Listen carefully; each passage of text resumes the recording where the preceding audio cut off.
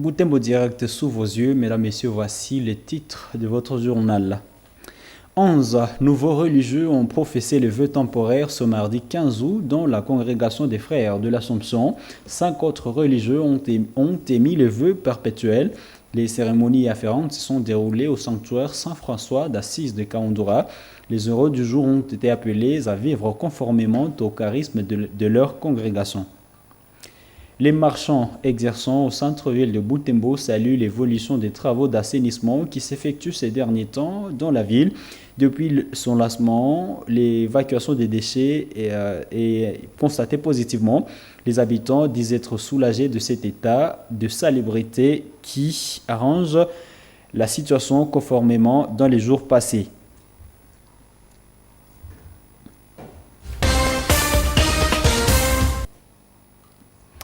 Mesdames, Messieurs, bienvenue dans le corps de ce journal. Je viens de le dire dans les titres. Profession de vœux perpétuels et temporaires dans la congrégation des frères de l'Assomption en diocèse de Boutembo-Béni. 11 frères ont émis les vœux temporaires et 5 autres ont émis des vœux perpétuels. C'était pendant la messe dite dans l'église du sanctuaire Saint-François d'Assise de Kaundoura par l'évêque du diocèse de Boutembo-Béni, Monseigneur Sikoli-Paluku Melkisedek, a rappelé ses frères à vivre conformément au charisme de leur congrégation. Un reportage de Gérard Mourefou, rendu par Nelly Mwengeshali.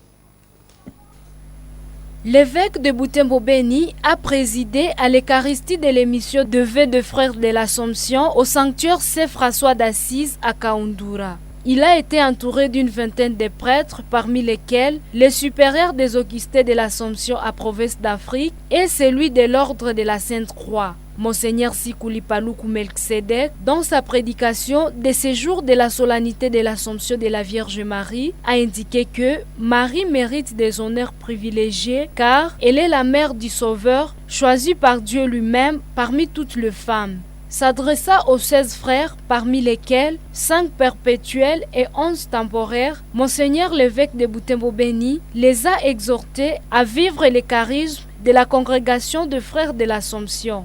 Il a par ailleurs noté que maître de vœux ne pas est prestige, plutôt un engagement au Christ. Après le serment de l'évêque, les frères ont prononcé volontairement leurs vœux.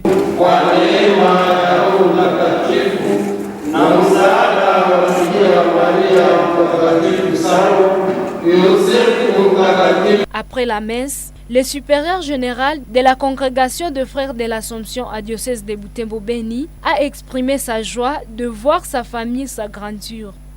Nous avons un très grand diocèse et selon la carte qui est définie pour le moment, vous pourrez même avoir 4 ou 3 diocèses au minimum.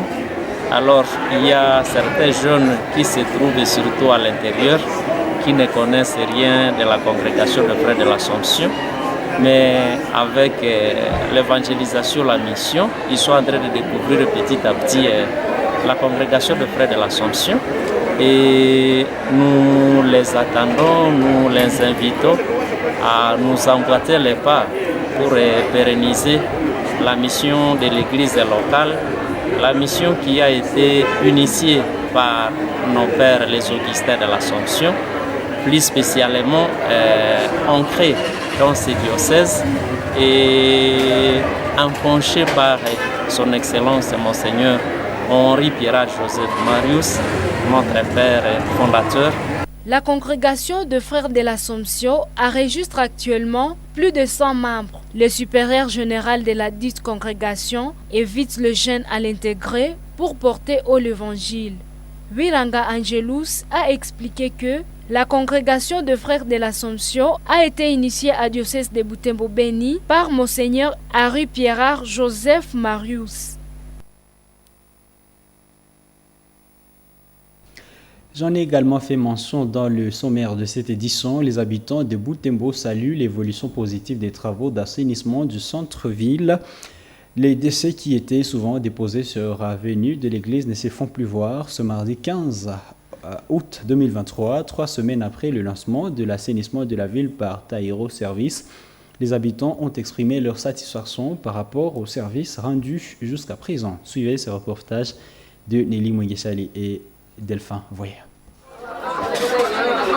Au C'est marché sur cette central. avenue de l'église, à ce croisement avec la rue Président de la République et avec la rue d'Ambiance, que ces déchets étaient visibles.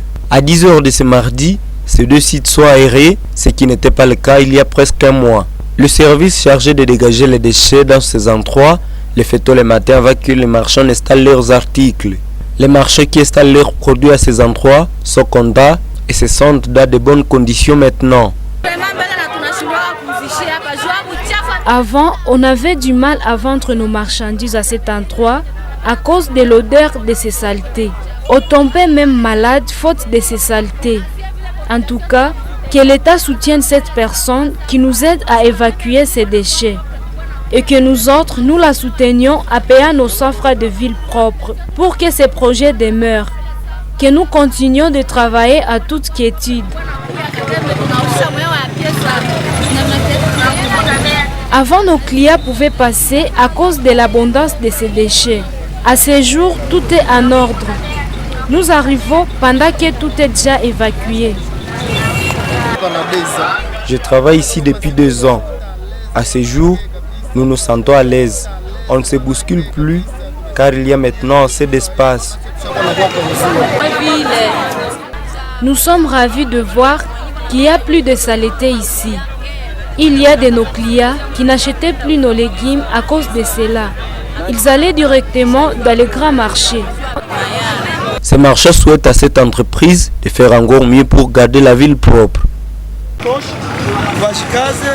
Ce que nous pouvons reprocher à ceux qui nous aident à évacuer ces déchets et qui nous aident à renforcer leurs équipes pour qu'ils balayent aussi l'endroit où les mamans vendent leurs sombés.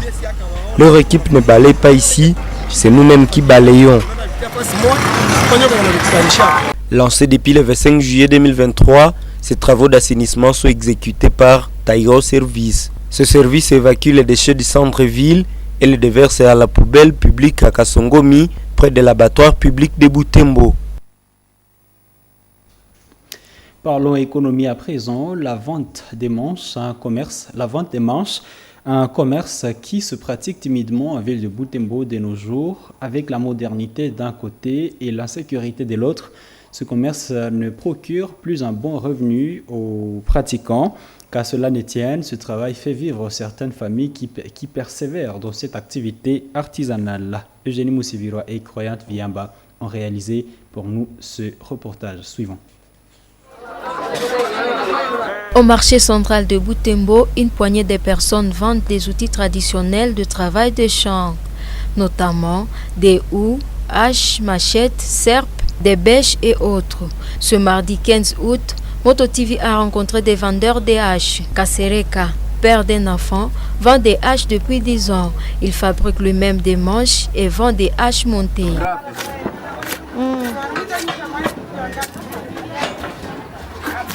Le bois de Kankina est celui qu'il lui faut. Il s'en procure à Lubero où la population pratique la culture du Kankina. Ce métier lui procure un bénéfice minime soit-il. Les bois des haches proviennent de Lubero, à la Pharmakina, à l'endroit où se vend le Kankina. Une fois arrivés à Butembo, nous les arrangeons pour en fabriquer des haches ici au marché de Butembo. Nous puisons un bénéfice, énormément d'ailleurs. Manger et scolariser les enfants n'est plus un problème. Nous utilisons cet outil pour faciliter le travail.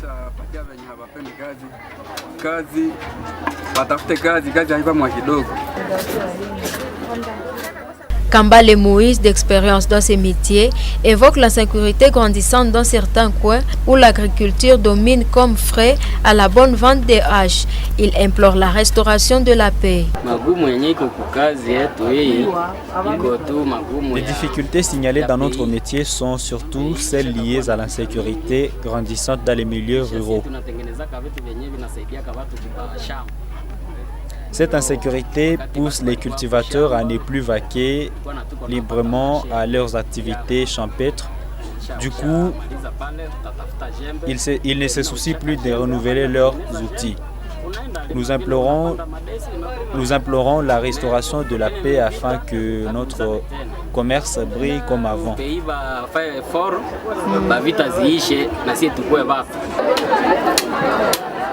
Gisèle, cette mère de 4 enfants, est intéressée par ce métier qui constitue pour elle un gagne-pain. Je suis déjà habituée à exercer ce métier. Je trouve bénéfice tel le pain quotidien. Il n'y a pas de ce métier, mais de ce genre. J'invite d'autres femmes à travailler. Kambale Berger, 21 ans, préfère se concentrer dans ses commerces. 3 ans d'expérience, il est conscient du bienfait du travail. À l'en croire, il est épargné de la délinquance juvénile et de la mendicité. J'arrache des manches pour des bêches, pour des pics et pour des haches. Grâce à ce métier, je paye 2000 francs à la ristourne hebdomadairement. Je crois qu'en une année, je peux initier un projet. Le travail en oublie long. Une hache en fer est vendue à 10 $ américains alors que d'autres en mâche de bois se négocient entre 10 000 et 15 000 francs congolais selon la mesure. Le commissaire provincial de la police au Nord Kivu appelle la jeunesse de Butembo à intégrer la police pour renforcer la sécurité de la ville. Le général Eddy Mukuna l'a dit en marge de la journée mondiale de la jeunesse célébrée samedi 12 août dernier au cours d'une parade spéciale tenue à l'intention des troupes de la police qu'il a animée le même samedi 12 août à Butembo où il séjourne depuis une semaine environ. Il annonce un nouveau recrutement de 13 000 nouveaux éléments au sein de la police nationale congolaise sur toute l'étendue de la RDC. Suivez-le. Nous sommes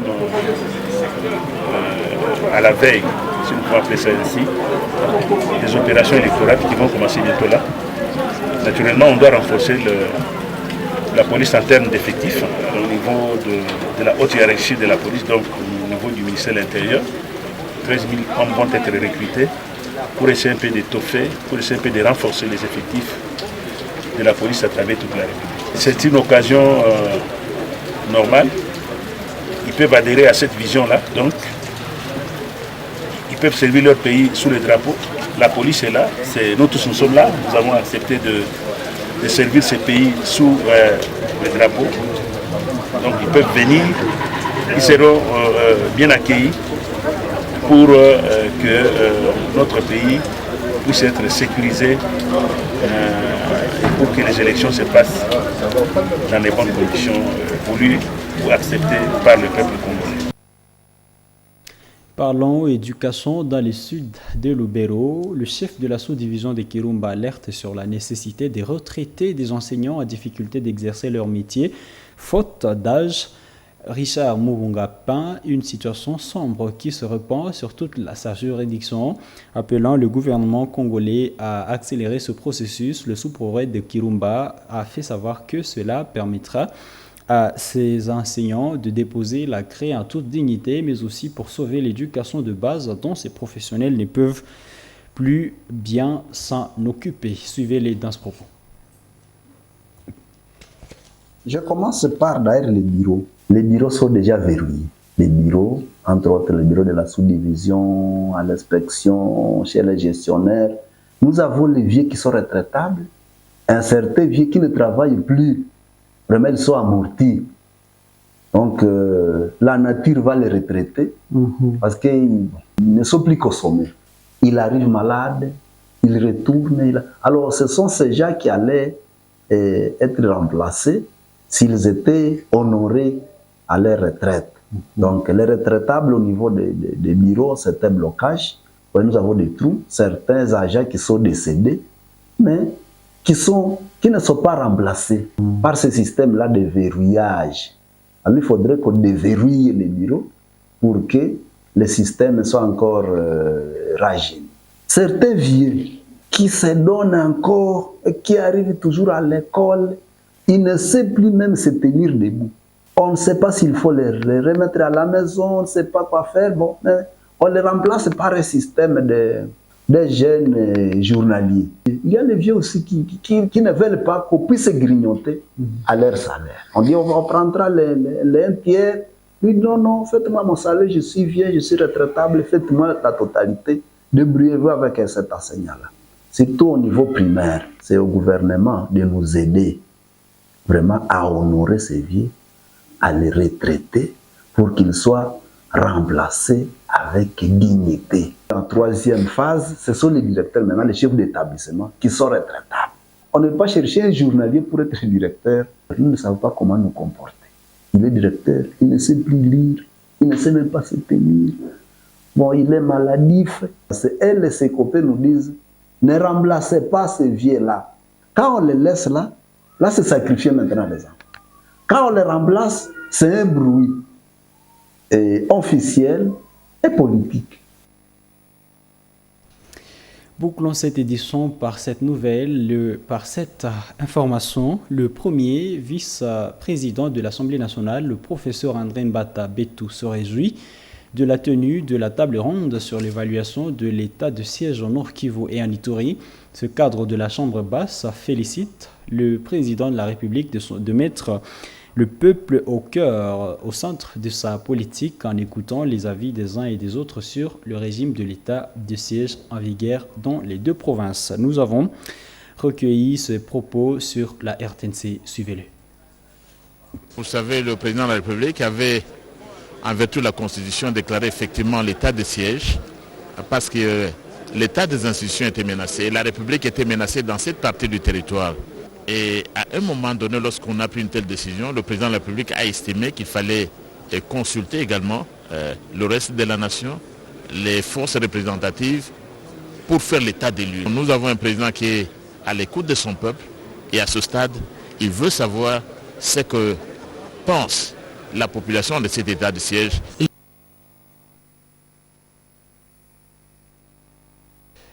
Mesdames, Messieurs, c'est la fin de cette édition du journal sur Moto TV. J'ai eu le réel plaisir de vous l'avoir présenté. Portez-vous bien. Au revoir.